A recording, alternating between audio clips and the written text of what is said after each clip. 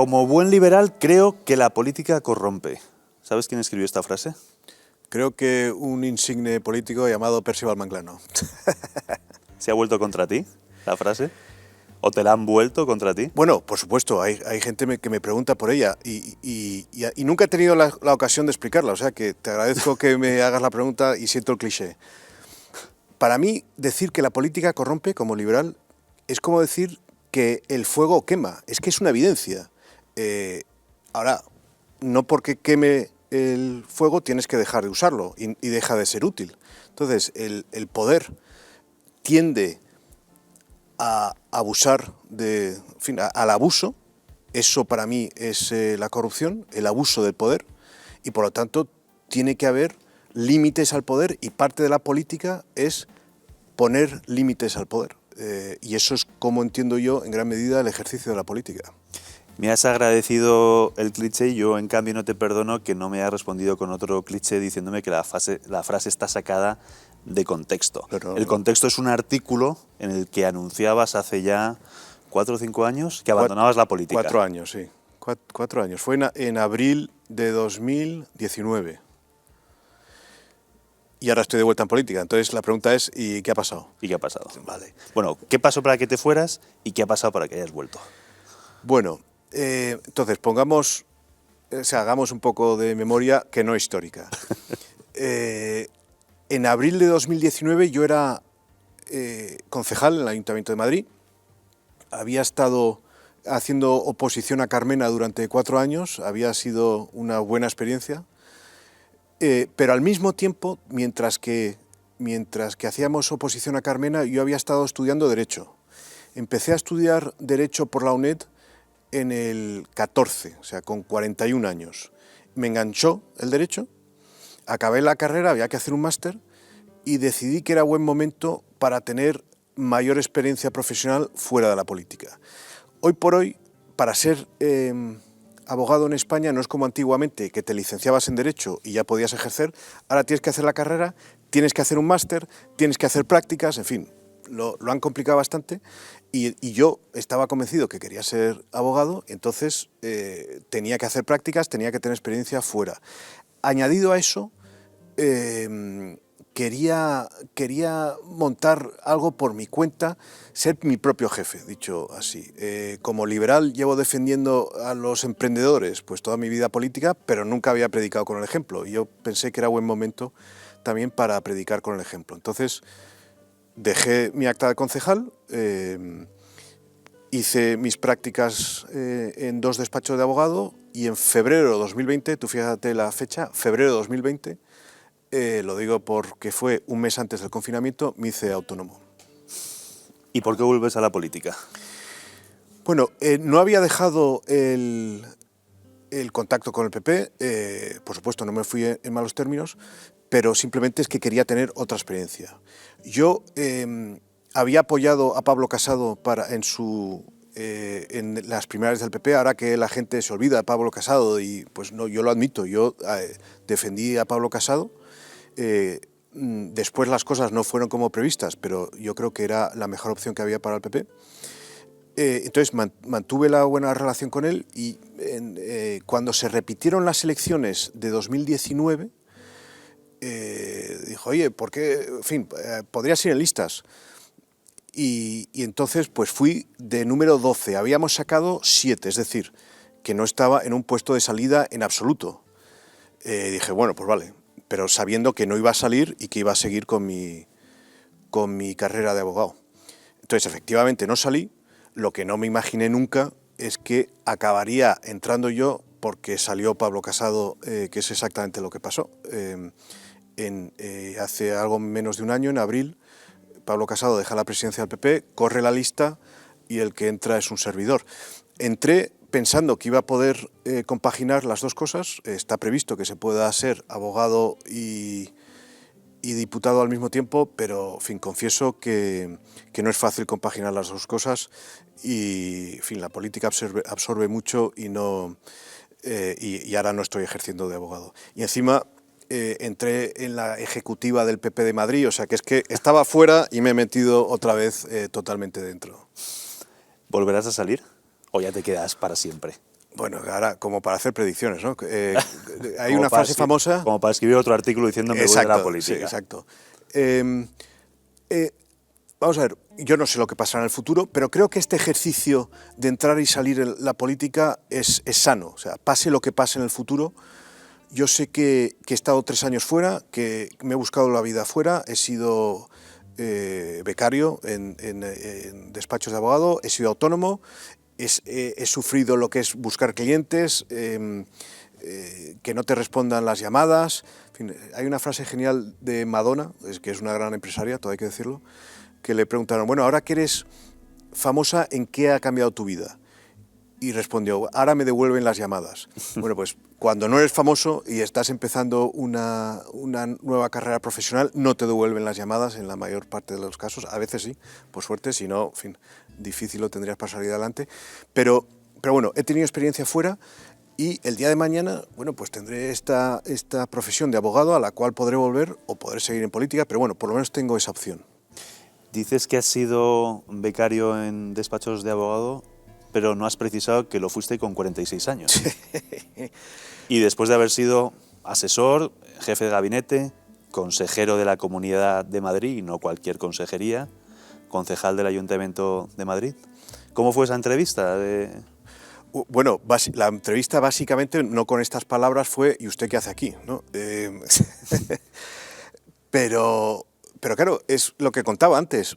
Hoy por hoy, si quieres ser abogado, tienes que sacar la carrera, tienes que hacer un máster y tienes que hacer prácticas. Entonces, si hay que hacer prácticas para ser abogado, pues da igual la edad que tengas, tendrás que hacer las prácticas. Entonces,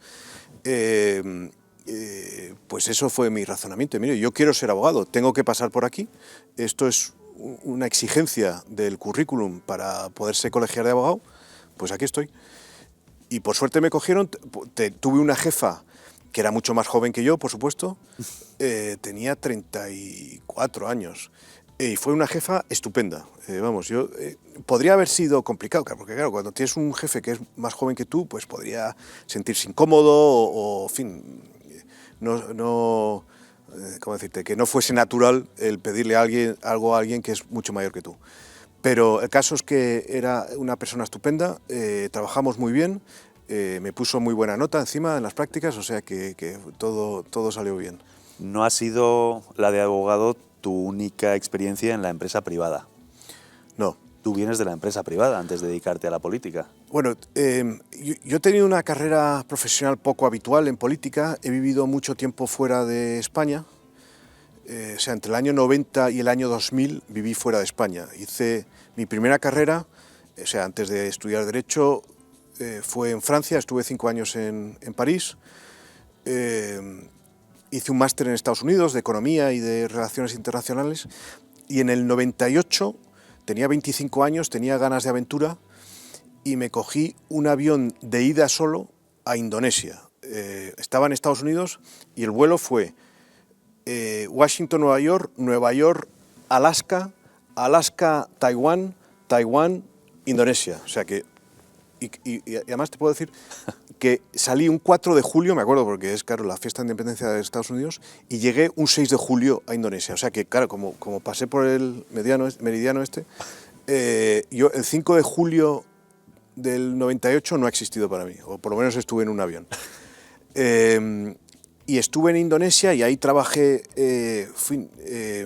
llegué en unas circunstancias muy llamativas porque había sido la crisis financiera del sudeste asiático en el año 98. Hubo una crisis financiera muy dura, el PIB de Indonesia había caído un 13%, que está ahí entre las mayores caídas del PIB de la historia del siglo XX o de los años recientes, junto con la de España en el año 2008, creo que es, 2011, que cae un 11%.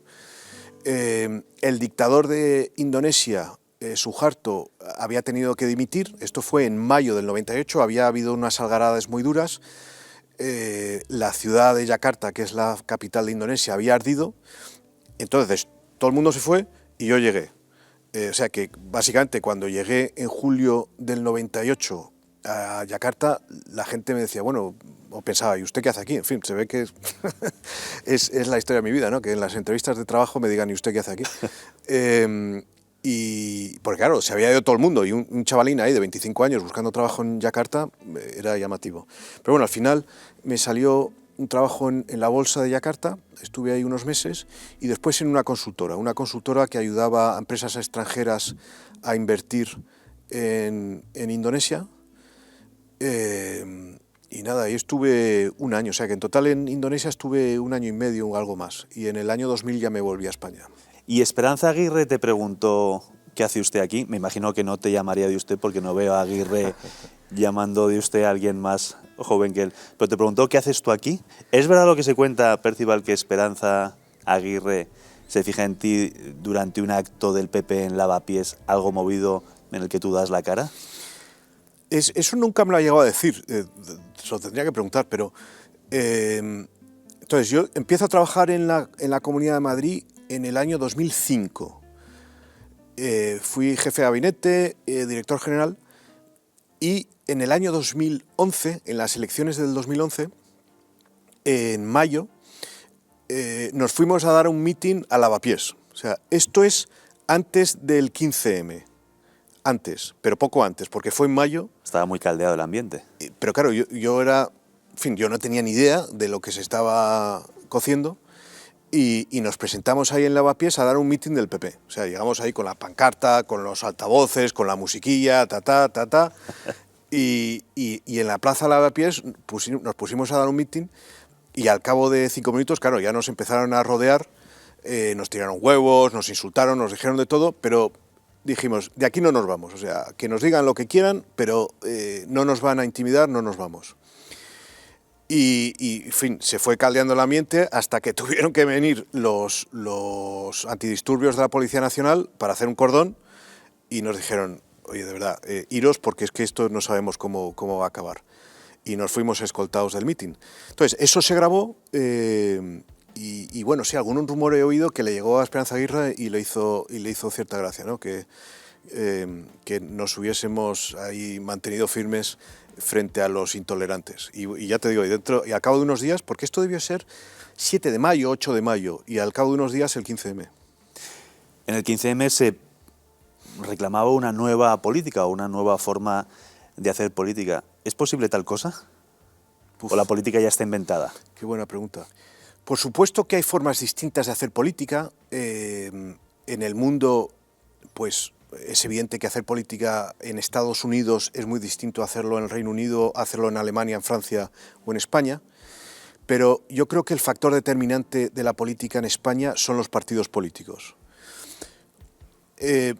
Esto, que se entienda bien lo que quiero decir, los partidos políticos fueron reclamados durante mucho tiempo, fue una conquista de la democracia porque hubo un tiempo en el que se consideraba que los partidos políticos eran enemigos de España, evidentemente yo no estoy de acuerdo con esa idea, pero tal y como se han configurado los partidos políticos, combinados con las listas electorales cerradas que existen en España, eso crea una cultura de la política de la cual no se han podido escapar ninguno de los partidos que han venido a regenerar la política. Al final, Ciudadanos, Vox, Podemos han acabado siguiendo las lógicas de los que llamaban ellos los viejos partidos o la vieja política, y yo tiendo a pensar que en gran medida viene por la configuración de los partidos políticos y de las listas electorales, que los incentivos están puestos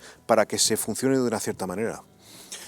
Tú en algún momento también soñaste con reformar el sistema desde dentro en la medida de tus posibilidades, y me remito a tu libro Pisando charcos. ¿Te das por vencido? Eso nunca hay que darse por vencido.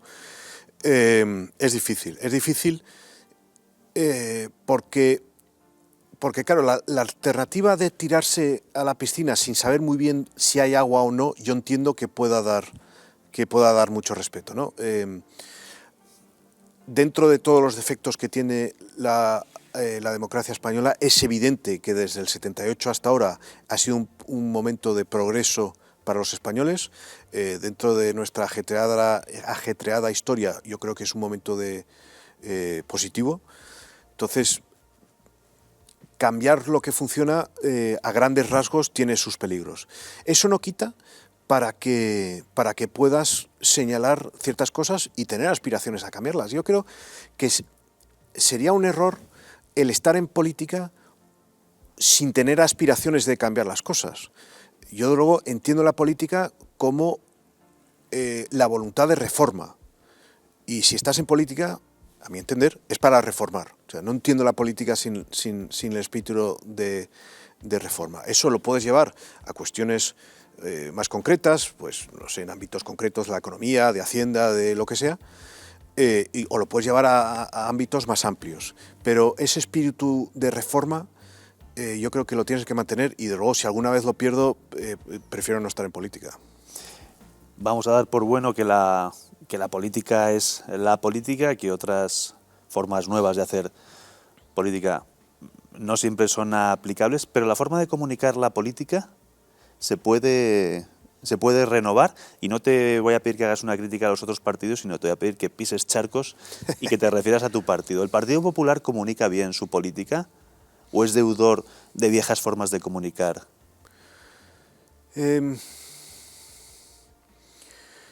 Y luego, si quieres, puedes hacer una crítica a los otros partidos, pero primero el PP. Bueno, estaba pensando, más que en la forma de comunicar, estaba pensando en los canales de comunicación, porque eso al final es lo que ha sido la gran revolución de la comunicación política y no política en los últimos 10 años, ¿no? Lo de las redes sociales lo ha cambiado todo. Antes había una vinculación entre los partidos políticos, o los políticos en general, y los medios de comunicación escritos, televisión, radio, que era mucho más estrecha, y ahora cualquier diputado individual, cualquier concejal individual es por sí mismo un agente comunicador, porque a través de las redes sociales puede hacer llegar su mensaje él mismo y no necesita la transmisión a través de un medio oficial de comunicación. Esto ha sido una revolución y ahora de repente hay muchas más personalidades que transmiten, que comunican y que no solo la cúpula del partido. Y el reto de comunicar en este caso es que haya homogeneidad o por lo menos coherencia dentro de... Homogeneidad no es un buen término, me gusta más coherencia, entre los mensajes de cada uno. Es cierto que dentro de un partido hay mucha gente y tienen... pues no todo el mundo piensa exactamente igual, tienen formas de decir las cosas distintas, tienen incluso posiciones distintas, pero todos representan a un partido y todos tienen que tener una posición común. El reto de la comunicación hoy por hoy yo creo que es ese, mantener una coherencia entre tantísimos cientos de cargos políticos que son ellos mismos agentes de comunicación. Cualquier concejal, cualquier diputado, cualquier cargo político puede ser agente comunicador, lo dices tú, pero no todos lo logran. Y no muchos de ellos porque no quieran. Tú, en cambio, sí. En Twitter tú tienes seguidores y tienes también detractores. No pasas desapercibido. ¿Qué tal llevas las campañas de acoso? Si las podemos llamar campañas de acoso. ¿Algún tuit tuyo polémico que ha tenido una respuesta furibunda por parte de los detractores? Sí. Bueno, yo me precio de no haber bloqueado nunca a nadie en Twitter. Es un placer a veces. Ya lo sé, sí, ya sé que es un placer incluso oculto para mucha gente, pero en fin, siento ser pesado con esto del liberalismo, pero es que de verdad me lo creo, ¿no?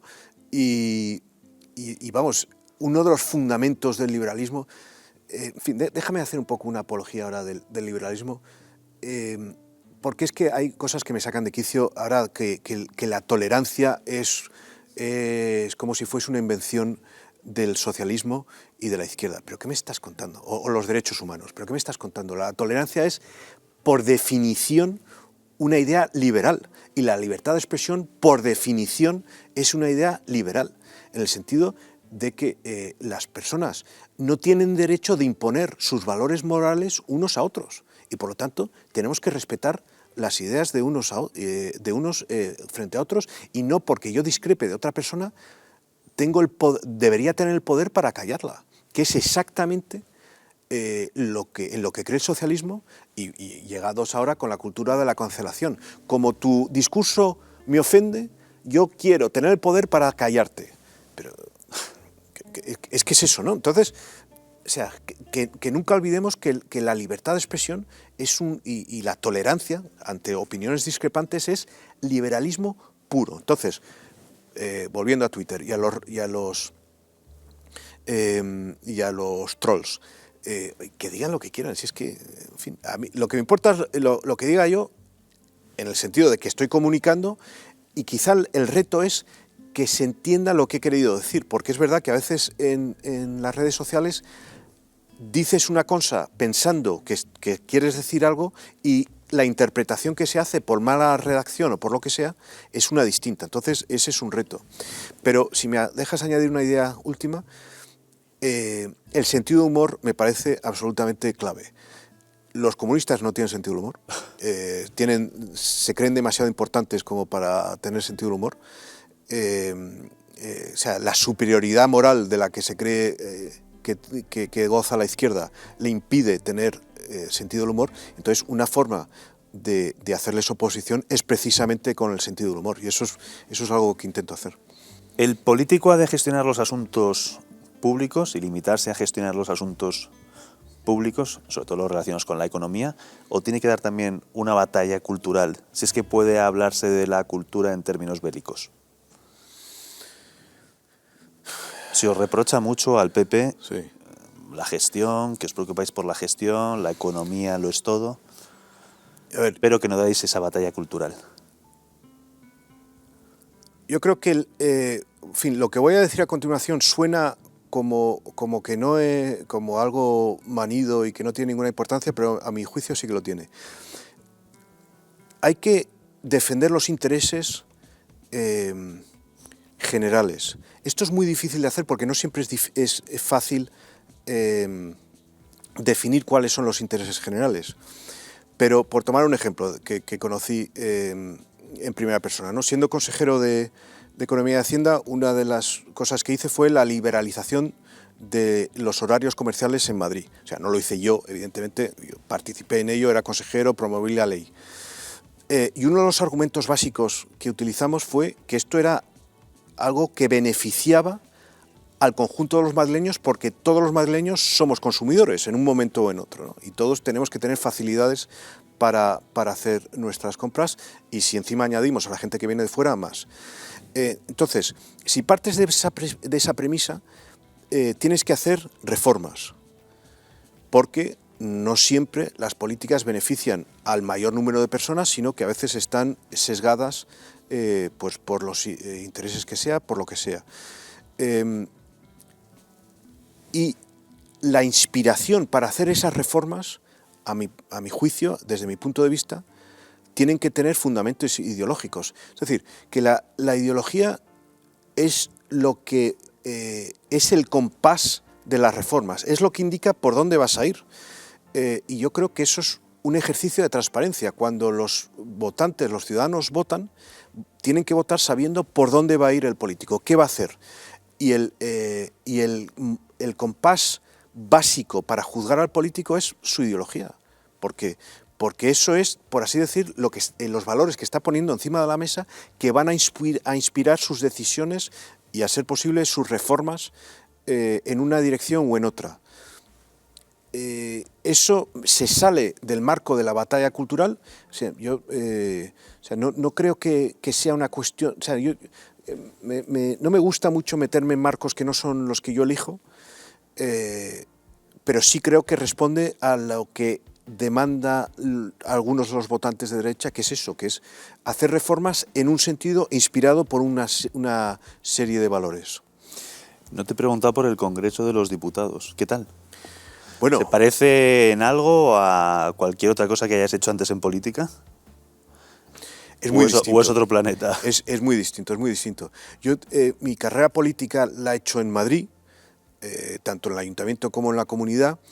Esto es mucho más grande, España es mucho más grande. En Madrid pues tiene unas características y hay otras y el resto de España tiene unas características que a menudo son distintas. Y en fin, un veterano me dijo al poco de llegar: aquí te vas a pasar los 2 primeros años preguntando. Y es verdad, no sé si llegaré a los 2 años, pero es verdad que hay mucho conocimiento que es informal. Aquí nadie te da un manual diciendo, mira, esto es lo que vas a tener que hacer, sino que tienes que preguntar, tienes que entender cómo funcionan las cosas y tienes que aprender de los veteranos. Yo soy muy preguntón, o sea que no me cuesta nada hacer preguntas y en ello estoy. Además de... Entonces, ahora estoy en cuestiones de industria y de energía y además soy digamos, el responsable de Madrid dentro de los diputados de Madrid y senadores. Esto es un puesto que se creó en el PP de Madrid, que es el coordinador parlamentario, entonces soy el responsable de coordinar Congreso de los Diputados, Senado y Comunidad de Madrid. Y eso, en fin, eso es un trabajo interesante, o sea que estoy centrado en Madrid y Dios sabe que contra este gobierno que no le tiene precisamente cariño a Madrid hay que trabajar.